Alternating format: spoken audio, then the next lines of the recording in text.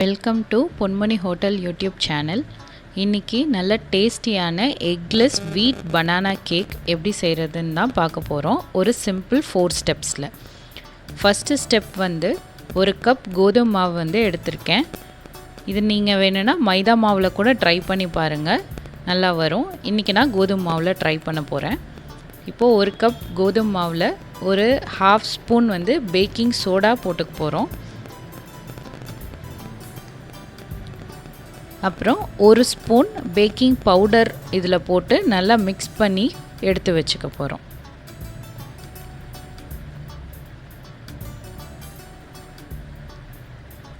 இப்போ இதை நல்லா மிக்ஸ் பண்ணி எடுத்து வச்சுக்கலாம். ஸ்டெப் நம்பர் 2ல் ஒரு 2 வாழைப்பழம் எடுத்திருக்கோம். அது நல்லா ஒரு 70லேருந்து 80% பழுத்திருக்க மாதிரி வாழைப்பழம் எடுத்துக்கோங்க. ரொம்ப பழுத்திருந்தாலும் சில பேருக்கு அந்த பனானா ஸ்மெல் ரொம்ப வந்தால் பிடிக்காது. அதனால் ரொம்ப பழுத்தது எடுக்க வேண்டாம். ஒரு 70லேருந்து 80% பழுத்திருந்தால் போதும். அதை விட கம்மியாக கொஞ்சம் காயாக எடுத்துட்டிங்கன்னா நமக்கு நல்லா மேஷ் பண்ண வராது. அதனால் கொஞ்சம் ஒரு நல்லா 3/4 பழுத்ததை எடுத்து இந்த மாதிரி நல்லா பிசைஞ்சு கையாலேயே நல்லா பிசைஞ்சு இதில் எடுத்து இப்படி வச்சுக்கோங்க.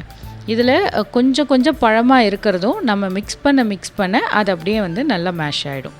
இதுக்கு நான் 1 கப் வெல்லம் போட்டு மிக்ஸ் பண்ணிக்கிறேன். நீங்கள் வேணும்னா இதில் சர்க்கரை கூட 1 கப் போட்டு மிக்ஸ் பண்ணிக்கலாம். நான் வெல்லம் போட்டு செய்கிறேன். வெல்லம் நல்லா கொஞ்சம் பொடிச்சு எடுத்துக்கோங்க. இதில் கொஞ்சம் கொஞ்சம் கட்டி இருந்தால் பரவாயில்ல. அது நம்ம மிக்ஸ் பண்ண அது கரைஞ்சிடும். இதில் ஒரு மூடி வெனிலா எசன்ஸ் போட்டு மிக்ஸ் பண்ணிக்க போகிறோம். நீங்கள் வேணான்னா வெனிலா எசன்ஸை ஸ்கிப் பண்ணிக்கோங்க. இப்போ இதுவும் மிக்ஸ் பண்ணி எடுத்தாச்சு. இப்போது கொஞ்சம் பட்டர் வெண்ணெயை உருக்கி வச்சுருக்கோம். அதுலேருந்து ஒரு 2 ஸ்பூன் போட்டு இதில் மிக்ஸ் பண்ணிக்க போகிறோம். இந்த மாதிரி நீங்கள் மிக்ஸ் பண்ண கொஞ்சம் கொஞ்சமாக அந்த வாழைப்பழம் வெல்லமும் நல்லா சேர்ந்து வரும். நீங்கள் மிக்ஸ் பண்ணும் போதே அந்த ஸ்மெல் வர்றது உங்களுக்கு நல்லா தெரியும். இப்போ இந்த மிக்சரில் தான் நம்ம என்ன பண்ண போகிறோன்னா, ஸ்டெப் 1ல் மிக்ஸ் பண்ணி வச்ச அந்த கோதுமை மாவு இதில் கொஞ்சம் கொஞ்சமாக போட்டு ஆட் பண்ணி நம்ம மிக்ஸ் பண்ணிக்க போகிறோம். முழுசாக போட்டு நீங்கள் மிக்ஸ் பண்ணிடாதீங்க. ஏன்னா இது நம்ம கேக் கன்சிஸ்டன்சி கொண்டு வரதுக்கு நம்ம கொஞ்சம் கொஞ்சமாக போட்டு மிக்ஸ் பண்ணிக்கிறோம். மொத்தமாக போட்டிங்கன்னா அது ஒன்று கட்டியாகவும் சான்ஸ் இருக்குது, இல்லை ரொம்ப தண்ணியாகவும் சான்ஸ் இருக்குது. அதனால் கொஞ்சம் கொஞ்சமாக போட்டு மிக்ஸ் பண்ணிக்கலாம். இப்போ 1/2 மட்டும் போட்டு நம்ம மிக்ஸ் பண்ணி எடுத்துருக்கோம். இப்போ இதில் நல்லா ஒரு 200 ml பால் நல்லா கொஞ்சம் சுண்டை காய்ச்சி, தண்ணி ஊற்றாமல் ரொம்ப சுண்டை இல்லை, கொஞ்சம் காய்ச்சி நம்ம எடுத்துருக்கோம். அதை இதில் ஒரு 2லேருந்து 3 ஸ்பூன் விட்டு நம்ம மிக்ஸ் பண்ணிக்க போகிறோம். இப்போ இந்த பாலையும் அந்த மாவையும் போட்டு தான் நம்ம அந்த கேக் கன்சிஸ்டன்சி கொண்டு வர வரைக்கும் கொஞ்சம் கொஞ்சமாக போட்டு நீங்கள் இந்த மாதிரி மிக்ஸ் பண்ணிக்கோங்க. இப்போ இதில் மிக்ஸ் பண்ண பார்த்தீங்கன்னா கடைசியில் பாருங்கள், அந்த வெல்லம் நமக்கு அவ்வளோவா தெரியவே செய்யாது. அந்த பெருசாக இருக்கிறது நல்லா கரைஞ்சிடும். இப்போ மீதி இருக்கிற கோதுமை மாவையும் போட்டு நம்ம மிக்ஸ் பண்ணுறோம். இப்போ இந்த இடத்துல நீங்கள் கொஞ்சம் கொஞ்சமாக பால் ஆட் பண்ணி நீங்கள் மிக்ஸ் பண்ணிக்கோங்க. நீங்கள் பிகினர்ஸ் இப்போ தான் ஃபஸ்ட்டு செய்கிறீங்கன்னா நீங்கள் கொஞ்சம் கொஞ்சமாக ஆட் பண்ணி பண்ணிங்கன்னா பெட்டராக இருக்கும். இப்போ இந்த மிக்சர் என்ன கன்சிஸ்டன்சியில் இருக்கணும்னா, ஒரு இட்லி மாவு கன்சிஸ்டன்சியில் இருக்கணும். நீங்கள் ரொம்ப தண்ணியாவோ இல்லை ரொம்ப கட்டியாவோ வச்சிட்டிங்கன்னா ரொம்ப ஈர்களாக வந்துடும். அதனால் கொஞ்சம் இட்லி மாவு கன்சிஸ்டன்சியில் நீங்கள் ஊற்றி மிக்ஸ் பண்ணிக்கோங்க. இப்போ இந்த இடத்துல நான் என்ன பண்ணுறேன்னா, நல்லா ஒரு 10 பாதாமை அரைச்சி நான் இதில் போட்டுக்கிறேன். இது எதுக்குன்னா, ஒரு சில பேருக்கு கேக்கில் அந்த நடுவில் நட்ஸ் அந்த க்ரன்ச்சினஸ் வர்றது பிடிக்கும்.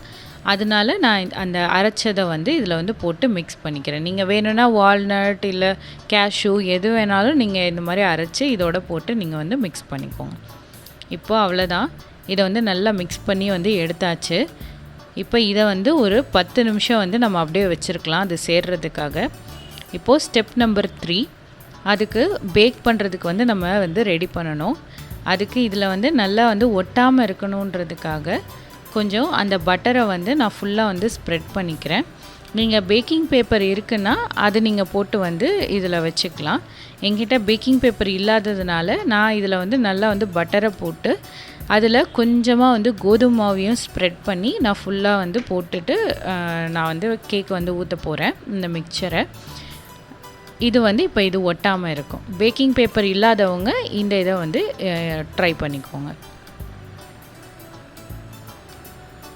இப்போது ஃபுல்லாக ஸ்ப்ரெட் பண்ணியாச்சு. இப்போ மிக்ஸ் பண்ணி வச்சதை வந்து நம்ம இதில் வந்து ஊற்றிக்கலாம். நல்லா கொஞ்சம் ஈவனாக வந்து ஊற்றிக்கோங்க. பாருங்கள், அது விழுகும்போது எந்த மாதிரி கன்சிஸ்டன்சியில் இருக்குன்னு இந்த மாதிரி தான் இருக்கணும்.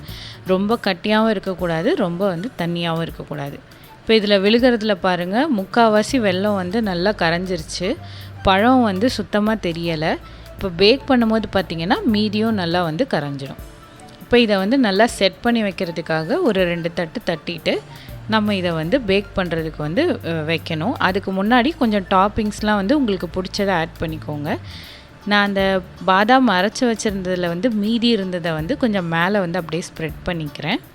நீங்கள் வேணும்னா இதில் வேறு ஏதாவது போடணுன்னா கூட போட்டுக்கோங்க. வால்நட்ஸ் இல்லை வந்து பிஸ்தா, இல்லை நான் வந்து இதில் வந்து கேஷ்யூ நட்டும் வந்து மேலே போட்டுக்கிறேன். இந்த கேஷ்யூ பார்த்திங்கன்னா நீங்கள் நல்லா ரோஸ்ட் பண்ணிவிட்டு போட்டிங்கன்னா இன்னும் கொஞ்சம் நல்லா க்ரன்ச்சியாக இருக்கும். நான் வந்து அப்படியே தான் போடுறேன்.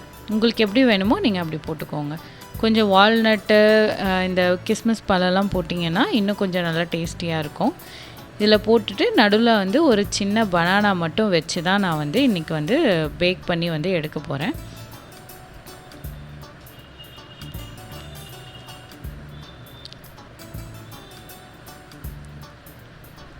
அவ்வளோதான். இப்போ எல்லாமே வந்து நம்ம வச்சாச்சு. இதை எப்படி பேக் பண்ணுறதுன்னு வந்து பார்க்கலாம். பாருங்கள் எவ்வளோ நல்லா கலர்ஃபுல்லாக இருக்குன்னு. இப்போ இதை பேக் பண்ணுறதுக்கு வந்து நான் வந்து ஒரு பேனில் வந்து கொஞ்சம் உப்பு போட்டு ஒரு ஸ்டாண்டு வச்சு ஒரு 5 நிமிஷம் வந்து சூடு பண்ணியிருக்கேன். இதான் லாஸ்ட்டு ஸ்டெப். இப்போ அந்த சூடு பண்ணதில் வந்து நம்ம எடுத்து வச்சுருந்ததை வந்து உள்ளே வச்சுக்கிறோம். இப்போ இதை வந்து மூடி நல்லா காற்று போகாமல் மூடி நல்லா வந்து ஒரு 40 மினிட்ஸ் கிட்ட வந்து நீங்கள் வந்து இதை பேக் பண்ண விடணும். இப்போ இது பேக் ஆகிடுச்சா இல்லையான்னு பார்க்குறதுக்கு ஒரு சின்ன ஸ்டிக்கை வந்து நம்ம வந்து குத்தி வந்து பார்க்க போகிறோம். அதில் ஒட்டாமல் வந்துச்சுன்னா கேக் வந்து பேக் ஆகிடுச்சுன்னு அர்த்தம். கொஞ்சம் ஒட்டுச்சுன்னா நீங்கள் இன்னும் கொஞ்சம் நேரம் வந்து அதை வந்து பேக் பண்ண விட்டுருங்க. இப்போ அதை எடுத்து வந்து நம்ம பார்க்கலாம். அவ்வளோதான். கேக் பாருங்கள் எவ்வளோ நல்லா வந்துருச்சுன்னு. அந்த பேக்கிங்லேயே அந்த கேஷ்யூஸ்லாம் நல்லா ரோஸ்ட் ஆகி சூப்பராக வந்திருக்கு. இதை நீங்கள் வீட்டில் ட்ரை பண்ணுங்கள். எக்கு போட்டும் ட்ரை பண்ணி பார்த்தீங்கன்னா நல்லா தான் இருக்கும். நீங்கள் ட்ரை பண்ணி பாருங்கள். தேங்க்ஸ் ஃபார் வாட்சிங். இந்த வீடியோ பிடிச்சிருந்ததுன்னா லைக் பண்ணி, ஷேர் பண்ணி, சப்ஸ்கிரைப் பண்ணுங்கள்.